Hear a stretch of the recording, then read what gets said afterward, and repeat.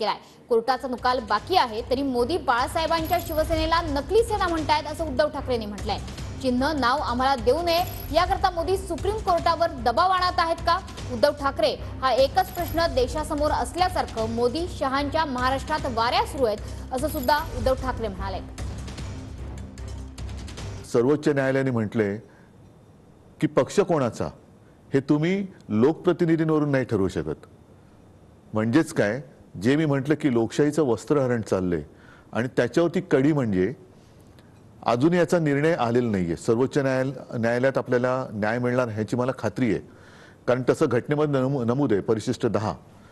सर्वोच्च न्यायालयाचा निकाल बाकी असताना पंतप्रधान आपल्या शिवसेनेला म्हणजे माझ्या शिवसेनेला, जी शिवसेना बाळासाहेबांनी स्थापन केली, जिचं नाव माझ्या आजोबांनी ठेवलं, तिला नकली सेना म्हणतात। याचा अर्थ उघड आहे की निवडणूक आयोग हा त्यांचा नोकर आहे। लवादाने सुद्धा ते म्हणतील तसंच काम केलेलं आहे।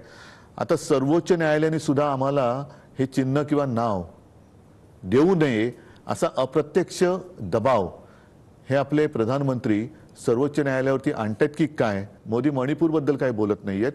जणू काही सगळे प्रश्न संपलेत आणि आता फक्त उद्धव ठाकरे एकटाच प्रश्न देशासमोर आहेत अशा पद्धतीने मोदी आणि अमित शहा हे महाराष्ट्रामध्ये येतात, महाराष्ट्राच्या वाऱ्या करतात। म्हणजे हे काहीतरी आकृत घडते। म्हणजे उद्धव ठाकरेला संपवून काश्मीर शांत होणार आहे का? उद्धव ठाकरेला संपवलं म्हणजे चीन परत जाणार आहे का? उद्धव ठाकरेला संपवलं म्हणजे मणिपूरच्या महिलांची लुटलेली इज्जत त्यांना परत मिळणार आहे का? काय मोदींकडे काय उत्तर आहे त्याच्याकडे याच्याबद्दल?